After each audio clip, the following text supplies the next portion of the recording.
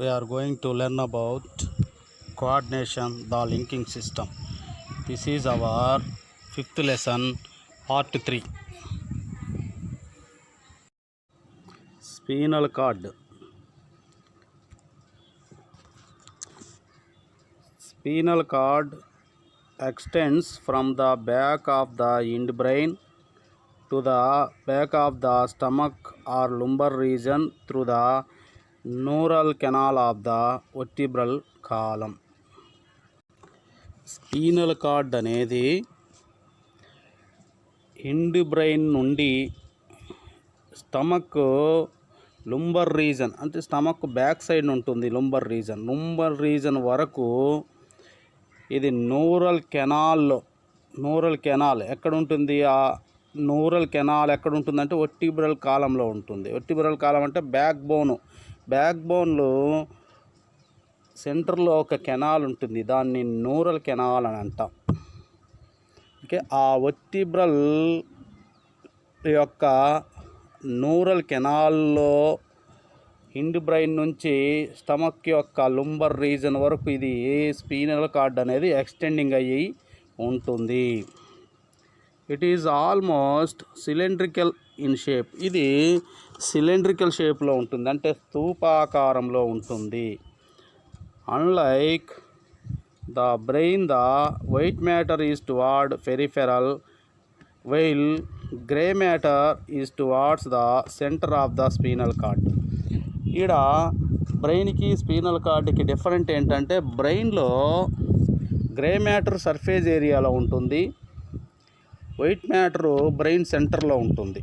ఇక్కడ స్పీనల్ కార్డుకి వచ్చాక రివర్సు, గ్రే మ్యాటరు స్పీనల్ కార్డు సెంటర్లో ఉండి వైట్ మ్యాటరు స్పీనల్ కార్డు సర్ఫేస్ ఏరియాలో ఉంటుంది. అలా ఉండటానికి కారణం ఏంటంటే, బ్రెయిన్లో సెల్ బాడీస్ అనేవి సర్ఫేస్ ఏరియాలో లొకేట్ అయి ఉంటాయి, యాక్సాన్స్ సెంటర్లో లొకేట్ అయి ఉంటాయి.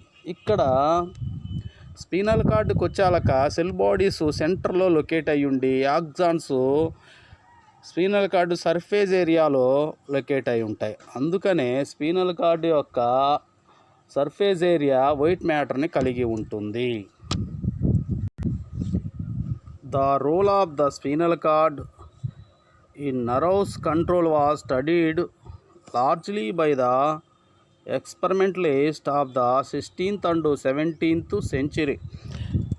16th and 17th centuryలో ఎక్స్పెరిమెంటాలజిస్టులు ఏం చేశారు? స్పీనల్ కార్డ్ అనేది నర్వ్స్ యొక్క కంట్రోల్లో స్పీనల్ కార్డ్ యొక్క రోల్ ఏంటి అనే దానిపైన స్టడీని స్టార్ట్ చేశారు. తెలుసుకోవడానికి ప్రయత్నాలు జరుగుతున్నాయి. స్పీనల్ కార్డ్ యొక్క పాత్ర ఏంటి, నర్వ్స్ కంట్రోల్లో స్పీనల్ కార్డ్ యొక్క పాత్ర ఏంటి అని తెలుసుకునే ప్రయత్నాలు జరిగాయి. They found that the Greeks concept of the control by the brain was erroneous. ఈ విధంగా స్పీనల్ కార్డు యొక్క రోల్ని తెలుసుకున్న తర్వాత, నర్వ్స్ కంట్రోల్లో స్పీనల్ కార్డు యొక్క రోల్ని తెలుసుకున్న తర్వాత గ్రీకులు ఏం చేశారు? మెదడు చేసే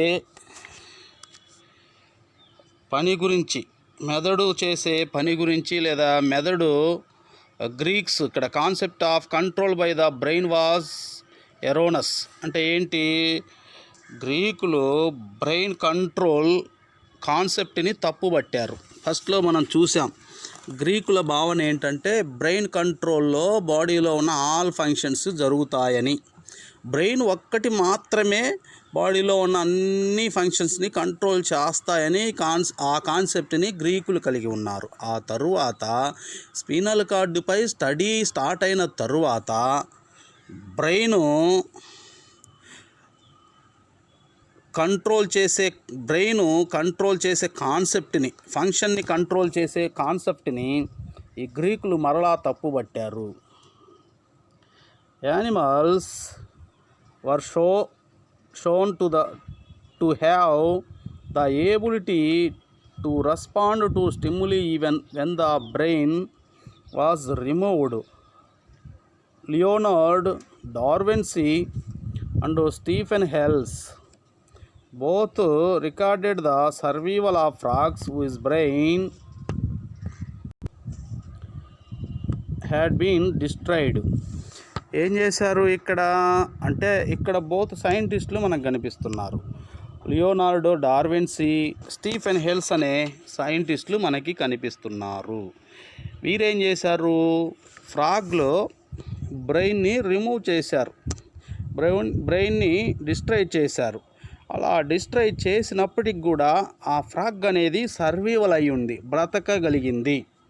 మరి ఆల్రెడీ గ్రీకులు ఏం చెప్పారు, బ్రెయిన్ యొక్క కంట్రోల్లో ఆల్ ఫంక్షన్స్ జరుగుతాయి అని చెప్పాడు. ఇప్పుడు బ్రెయిన్ని రిమూవ్ చేస్తే ఫ్రాగ్ ఏం కావాలి, చనిపోవాలి. ఆల్ ఫంక్షన్స్ బ్రెయిన్ కంట్రోల్లో జరిగే మాట అయితే చనిపోవాలి, కానీ ఇక్కడ ఫ్రాగ్ అనేది చనిపోలేదు.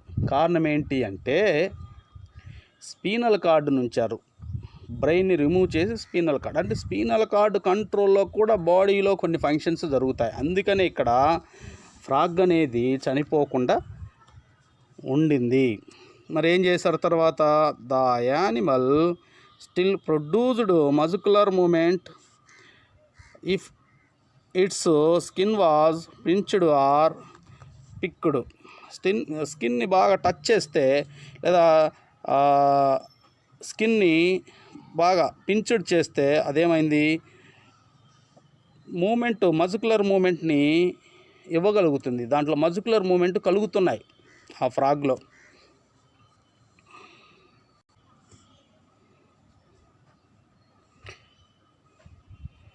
Both observers further record that the animal died as show as spinal cord was damaged by pushing a needle down it. అయితే మరలా తర్వాత ఏం చేశారంటే ఒక లాంగ్ నీడిల్ని తీసుకొని దాని ద్వారా స్పీనల్ కార్డ్ని డ్యామేజ్ చేశారు. అప్పుడు ఫ్రాగ్ చనిపోయింది.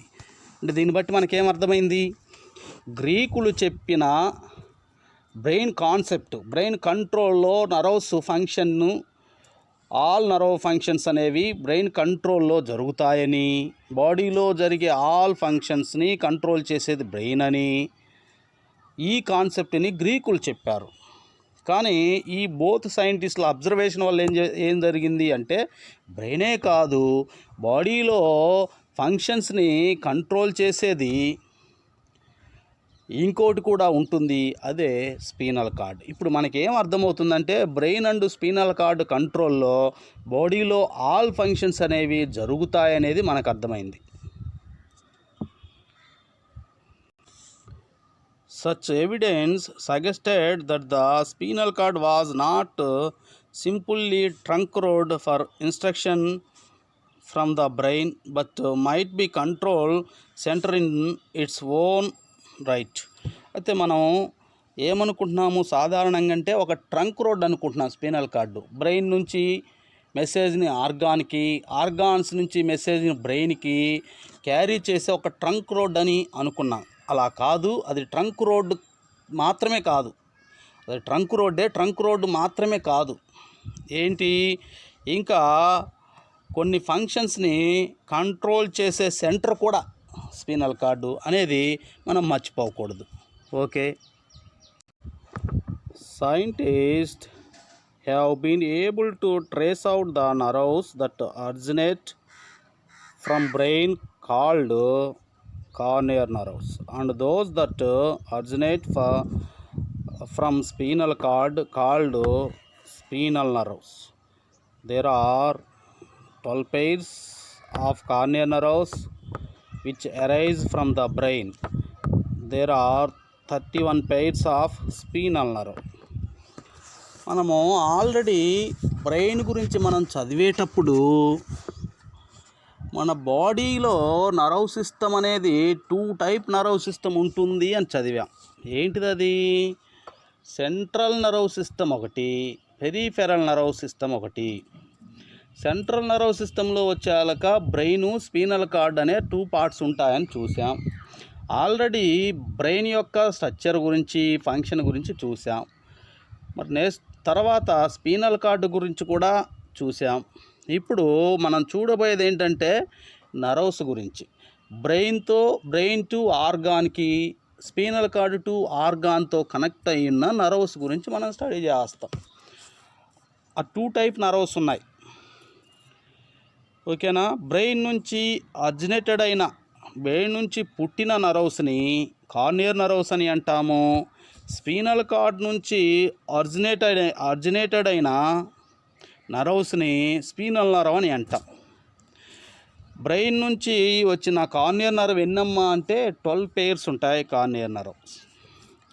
మరి స్పీనల్ కార్డ్ నుంచి అరైజ్ అయిన ఈ స్పీనల్ నర్వ్ ఎన్నమ్మా అంటే 31 pairs స్పీనల్ నర్వ్స్ ఉంటాయి. ఈ రెండింటిని కలిపి కార్నియర్ నర్వ్స్, స్పీనల్ నర్వ్స్ రెండింటిని కలిపి పెరిఫెరల్ నర్వ్ సిస్టమ్ అని అంటాం. ఇవి పెరిఫెరల్ నర్వ్ సిస్టంలో ఉండే నర్వ్స్. ఓకేనా. ఈ 2 nerve systems, central nerve system ఒకటి, పెరిఫెరల్ నర్వ్ సిస్టమ్ ఒకటి, మన బాడీలో లొకేట్ అయి ఉండి బాడీలో ఆల్ ఫంక్షన్స్ని కంట్రోల్ చేస్తాయని చూస్తున్నాం. నర్వ్స్ ఏంటి అంటే మీడియేటర్స్. ఓకేనా. కనెక్టర్స్ అని కూడా అనొచ్చు. దేనికి? ఆర్గాన్ని, బ్రెయిన్ని కనెక్ట్ చేసే కనెక్టర్స్ నర్వ్స్. ఆర్గాన్ని, స్పీనల్ కార్డ్ని కనెక్ట్ చేసే కనెక్టర్స్ ఇవి. ఓకే. ఈ 2 నర్వ్ సిస్టమ్ ద్వారా బాడీలో ఫంక్షన్స్ అనేవి కంట్రోల్ చేయబడతాయి. ఓకేనా. ఈ 2 నర్వ్స్ని పెరిఫెరల్ నర్వ్స్ అని అంటాం. మన బాడీలో ఉన్న పెరిఫెరల్ నర్వ్స్ ఎన్నమ్మా అంటే 43 pairs. 43 pairsలో 12 pairs cranial nerve, 31 pairs spinal nerve. రెండింటిని కలిపితే పెరిఫెరల్ నర్వ్స్ అంటాం. 43 pairs ఉంటాయి బాడీలో పెరిఫెరల్ నర్వ్స్ అనేవి. ఆల్రెడీ మనము సెంట్రల్ నర్వ్ సిస్టమ్ గురించి చదివేశాం. అంటే బ్రెయిన్, స్పీనల్ కార్డ్ రెండింటిని చదివేశాం. అది సెంట్రల్ నర్వ్ సిస్టమ్. నెక్స్ట్ మనం పెరిఫెరల్ నర్వ్ సిస్టమ్ గురించి చదువుతాం. Shows you that nerves attached to the spinal cord have 2 types of connection or roots. మరి స్పీనల్ కార్డ్లో 2 types రూట్స్ ఉంటాయి. one to the back of dorsal sides and another to the front or the ventral side of cord. ఏంటి ఆ 2 types roots అంటే? ఒకటి dorsal side ఉన్న route ఒకటి, ventral side ఉన్న రూట్ ఒకటి ఈ స్పీనల్ కార్డ్లో ఉంటాయి. The experimental work of 2 men, Charles bell in Scotland and Francis Mengendey in France in the early 19th century showed that these roots have different function. మరి 19th century, early 19th centuryలో Charles Bell, Francis Magendie ఈ both సైంటిస్టులు, ఒక ఆయనేమో bell అని ఆయనేమో Scotland కంట్రీకి సంబంధించిన సైంటిస్టు, మెంజెండై ఫ్రాన్స్కి సంబంధించిన సైంటిస్టులు. వీళ్ళు ఎర్లీ 19th centuryలో ఏం కనుక్కున్నారు అంటే 2 రూట్స్ని కనుక్కున్నారు. స్పీనల్ కార్డ్లో ఉన్న 2 రూట్స్. ఆ రూట్ ఏంటంటే ఆ రూట్స్ డిఫరెంట్ ఫంక్షన్స్ని కలిగి ఉంటాయి అని వీళ్ళు కనుక్కున్నారు. డిఫరెంట్ ఫంక్షన్స్ని కలిగి ఉంటాయి అని. ఆ రూట్స్ ఏంటో చూద్దాం వరుసగా. If the dorsal roots of experimental animal were cut, the animal made no obvious reaction. ఇక్కడ ఏం చేశారు అంటే డోర్సల్ రూట్ని కట్ చేశారు. అంటే డోర్సల్ రూట్ నుంచి ఒక నర్వ్స్ వస్తుంది, ఆ నర్వ్ని కట్ చేశారు. ఇక్కడ ఆ నర్వ్స్ని కట్ చేయటం వల్ల ఎలాంటి చర్య అనేది ఇక్కడ కనిపించలేదు. If whatever the ventral roots were even lightly touched the muscular to which the nerve was connected switched violently. ఇక్కడ ఏం చేశారు అంటే వెంట్రల్ రూట్లో ఉన్న నర్వ్ని టచ్ చేస్తే ఇక్కడ మజిల్స్ మూమెంట్ అనేది జరిగింది. మజిల్స్లో మూమెంట్ జరిగింది. The ventral root evidently controlled muscular activity, the dorsal root did not. అయితే దీనివల్ల మనకి ఏం తెలిసిందంటే వెంట్రల్ రూట్ అనేది మస్కులర్ యాక్టివిటీలో ఇన్వాల్వ్ అవుతుందని, డోర్సల్ రూట్ ఇన్వాల్వ్ కాదని మనకి తెలిసింది.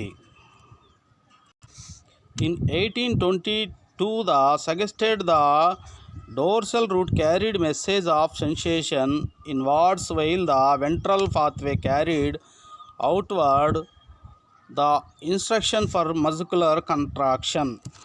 తర్వాత మనకి ఇక్కడ 1822లో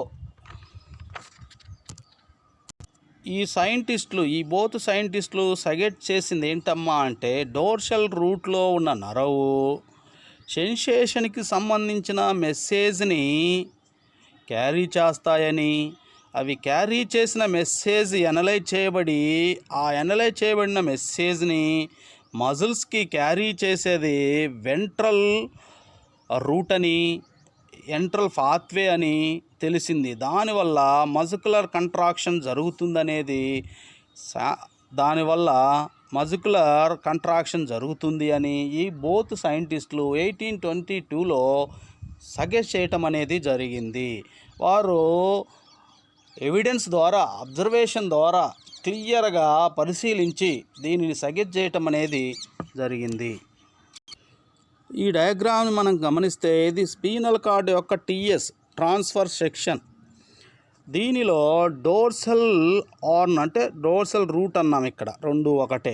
డోర్సల్ రూట్ నుంచి వచ్చిన నరవ్ని సెన్సరీ నరవ్ అని అంటాం. ఇది మెసేజ్ని క్యారీ చేస్తుంది.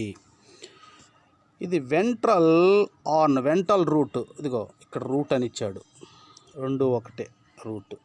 ఓకేనా, రూట్. మరి ఈ వెంట్రల్ రూట్ నుంచి ఫామ్ అయ్యే నరవ్ని ఏమంటాము? మోటార్ నరవ్ అని అంటాం. ఇది మస్కులర్ యాక్టివిటీకి కారణమైన నరవ్.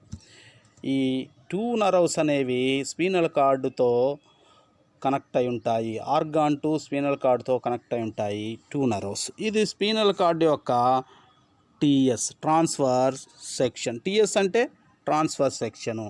అంటే తెలుగులో దీన్ని ఏమంటాం? అడ్డుకోత. అడ్డంగా ఇట్లా కోస్తాము. అడ్డుకోత అంటే ఇలా కోస్తాము. ఇది టీఎస్. ఎల్ఎస్ అంటే లాంగిట్యూడినల్ సెక్స్, నిలువుగా ఇలా కోస్తాము. ఇది టీఎస్ అడ్డుకోత, ట్రాన్స్ఫర్ సెక్షన్. ఇది టీఎస్ అంటే స్పినల్ కార్డ్ యొక్క ట్రాన్స్ఫర్ సెక్షన్. ఇది the peripheral nerve system is vast system of the dorsal and ventral root nerve cell head and the network of spinal and corneal nerves that are linked to the brain and the spinal cord on one end and muscular on the other. ఇక్కడ peripheral nerve సిస్టంలో ఇది ఒక vast system. దీనిలో డోర్సెల్ and ventral roots నర్వ్కి సంబంధించిన cells, స్పీనల్ nerves, corneal nerves మొదలైనవి ఉంటాయి. ఈ nerves అనేవి మెదడు, ఎన్నుపాములతో కలిసి ఒకవైపు సెన్స్ ఆర్గాన్స్తోనూ మజిల్స్తోనూ కనెక్ట్ చేయబడి ఉంటాయి. The PNS can either voluntarily control several functions of regions like our internal organs, blood vessels, smooth and cardiac muscles. So it is called autonomous nerve system. ఇక్కడ మనం గమనిస్తే ఈ పెరిఫెరల్ నర్వ్ సిస్టమ్ బాడీలో ఉన్న కొన్ని internal organs ఈ peripheral nerve system కంట్రోల్లో పనిచేస్తాయి. ఏంటివి అంటే blood vessels, smooth and cardiac muscles. అంటే బ్లడ్ వెజల్స్, హార్ట్ అనేది బ్లడ్ని పంపు చేసినప్పుడు బ్లడ్ వెజల్స్ సైజు ఇంక్రీజ్ అవ్వటము, మళ్ళీ నార్మల్ పొజిషన్కి రావటం, ఇవి functions. Smooth and cardiac muscles అంటే హార్ట్లో ఉన్న మజిల్స్ హార్ట్ బీట్కి కాజ్ అవుతాయి. ఈ functions heart beat, blood vessels యొక్క ఫంక్షన్స్, ఈ ఫంక్షన్స్ అన్నీ పెరిఫెరల్ నర్వ్ కంట్రోల్లో, పిఎన్ఎస్ పెరిఫెరల్ నర్వ్ సిస్టమ్ కంట్రోల్లో జరుగుతాయి. ఇలా internal organs peripheral nerve system కంట్రోల్లో జరిగితే ఆ నర్వ్ సిస్టమ్ని ఏమని పిలవచ్చు? అటోనమస్ నర్వ్ సిస్టమ్ అని అంటాము. అంటే ఇక్కడ పెరిఫెరల్ నర్వ్ సిస్టమ్ అనేది మరొక సిస్టమ్గా కన్వర్ట్ అయింది. పెరిఫెరల్ నర్వ్ సిస్టమ్ కంట్రోల్లో ఇంటర్నల్ ఆర్గాన్స్ అనేవి పనిచేస్తే దాన్ని అటోనమస్ నర్వ్ సిస్టమ్ అని అంటాం. It has voluntary control of muscular of some areas of skin and the skeletal muscle.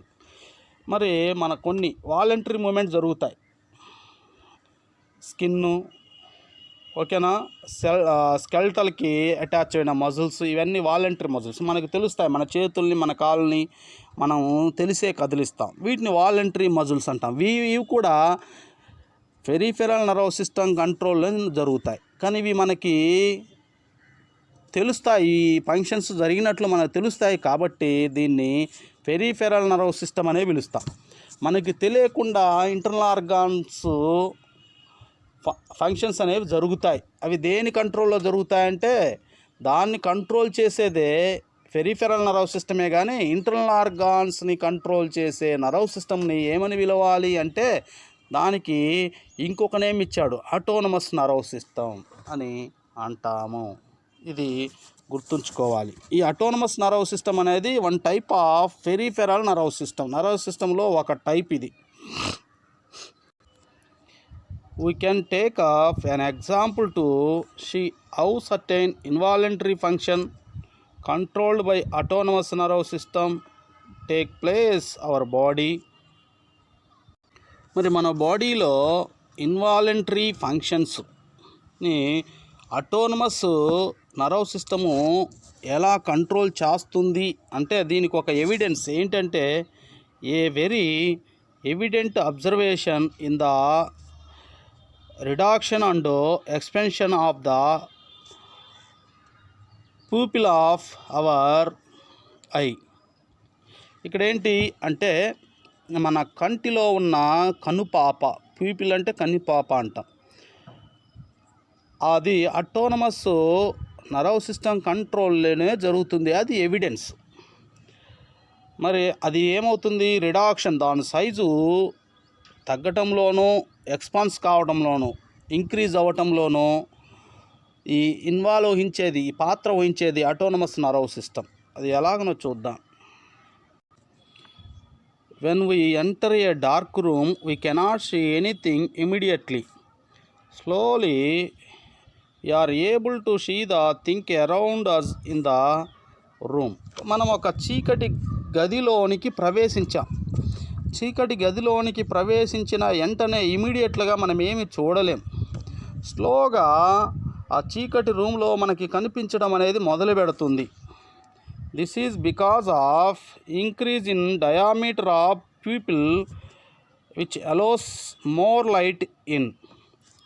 మరి అలా ఎందుకు జరుగుతుంది అంటే మనం వెళ్ళిన వెంటనే ఇమీడియట్గా ఏమీ కనిపించదు, కాసేపటికి కనిపించడం మొదలు పెడుతుంది. కారణం ఏంటంటే మన కంటిలో ఉన్న పీపుల్ యొక్క డయామీటర్ ఇంక్రీజ్ అవుతుంది లైట్ తక్కువగా ఉన్నప్పుడు. అలా ఇంక్రీజ్ అయినప్పుడు మోర్ లైటు కంటిలోనికి వెళ్ళడం వల్ల ఏదో మనకి కొంత కనిపిస్తున్నట్లు కనిపిస్తుంది. When we come out of the dark room into broad daylight, the diameter of pupils decrease allowing less light enter into the eye. లైట్ ఎక్కువగా ఉన్న రోజు పీపుల్స్ యొక్క సైజు, డయామీటర్ సైజు డిక్రీజ్ అవుతుంది. అప్పుడు లైటు కంటిలోనికి తక్కువగా వెళ్తుంది. Both this functions occurs under the influence of autonomous nerve system. ఈ ఫంక్షన్ అనేది ఏ నర్వ్ సిస్టమ్ కంట్రోల్లో జరిగిందమ్మా అంటే అటోనమస్ నర్వ్ సిస్టమ్ కంట్రోలింగ్లో జరిగింది. ఎందుకంటే కంటిలో ఉన్న పీపుల్ అనేది మనకి దాని డయామీటర్ ఇంక్రీజ్ అవుతున్నట్టు డిక్రీజ్ అవుతున్నట్లు మనకి తెలియదు. అది ఆటోమేటిక్గానే జరుగుతుంది. ఆటోమేటిక్గా ఆ ఫంక్షన్స్ జరిగితే దానిని ఆటోనమస్ నర్వ్ సిస్టమ్స్ ఫంక్షన్స్ అని అంటాం. ఓకేనా, ఇదే అమ్మా. Several functions in our body are controlled by nerves, while many of them and other are controlled by the other ways as well. You might have heard about people having diabetes and know that they have to take tablets or insulin injections when the level of sugar in their blood arise.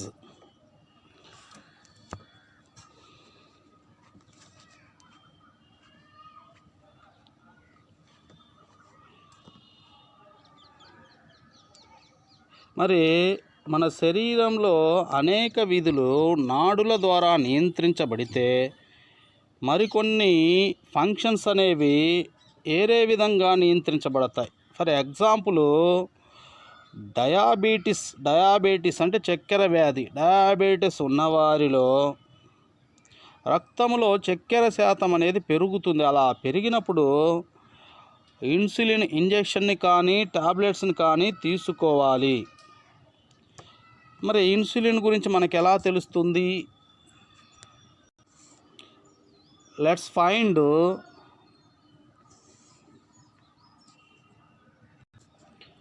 out what insulin is and how we came to know about it.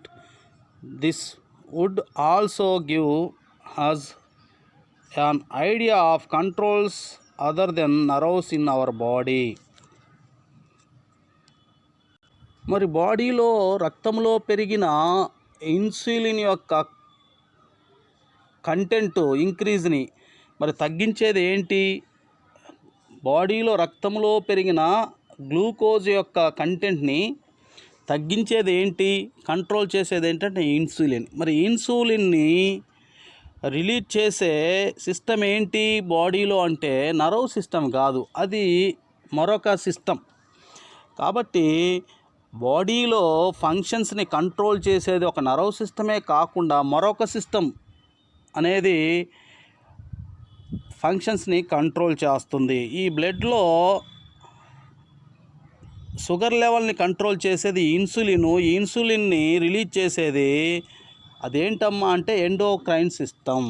ఇప్పుడు మనకి క్లియర్గా అర్థం చేసుకోవాలి. బాడీలో nerve system and endocrine system ఈ రెండు కలిసి body ఫంక్షన్స్ని, బాడీలో ఉన్న ఆల్ ఫంక్షన్స్ని కంట్రోల్ చేస్తుంది అని మనం తెలుసుకోవాలి.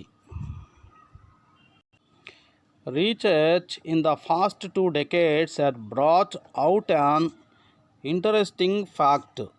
Other than central nervous system and peripheral nervous system, there is a system of neurons present in our digestive tract that can function even independently of either CNS, PNS. It has been nicknamed as a small brain and the system is called as enteric nerve system. 2 దశాబ్దాల క్రితం జరిగిన రీసెర్చ్లో ఒక interest issue ఏంటి అంటే central nerve system మరియు peripheral nerve system కాకుండా బాడీలో మరొక, అది డైజెస్టివ్ ట్రాక్లో మరొక సిస్టమ్ ఉంది. దాన్నే ఎంట్రిక్ నర్వ్ సిస్టమ్ అని అంటాము. దీన్ని స్మాల్ బ్రెయిన్ అని కూడా అంటాము. ఈ ఎంట్రిక్ నర్వ్ సిస్టమ్ డైజెషన్ ట్రాక్లో ఉండి food material digestion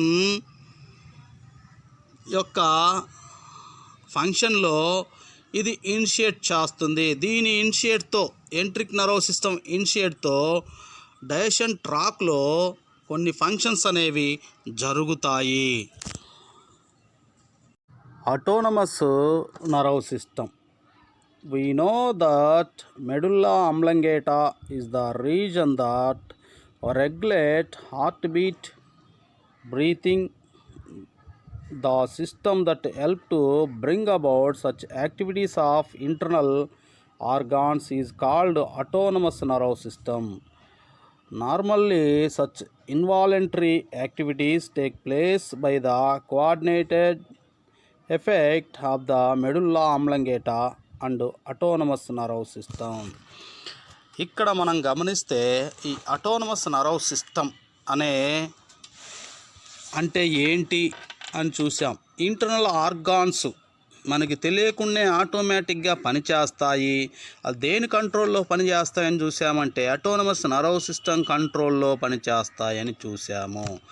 autonomous nerve సిస్టంలో మెయిన్ ఉండే పార్ట్ ఏంటి, బ్రెయిన్లో పార్ట్ ఏంటంటే మెడుల్లా ఆబ్లంగేటా. మెడుల్లా ఆబ్లంగేటా అనేది అటోనమస్ నర్వ్ సిస్టమ్ని కోఆర్డినేట్ చేస్తుంది. ఓకేనా. ఏమేం జరుగుతాయి, హార్ట్ బీట్ కానీ, బ్రీతింగ్ కానీ, బ్లడ్ సర్క్యులేషన్ కానీ, ఇవన్నీ మెడుల్లా ఆబ్లంగేటా ఇనిషియేట్తో జరిగేవే, కోఆర్డినేట్తో జరిగే ఫంక్షన్సే. దీని కోఆర్డినేషన్తో ఫంక్షన్స్ జరిగితే దాన్ని అటోనమస్ నర్వ్ సిస్టమ్ అని అంటాము. అటోనమస్ నర్వ్ సిస్టంలో మెయిన్ పార్ట్ ఏంటమ్మా అంటే మెడుల్లా ఆబ్లంగేటా.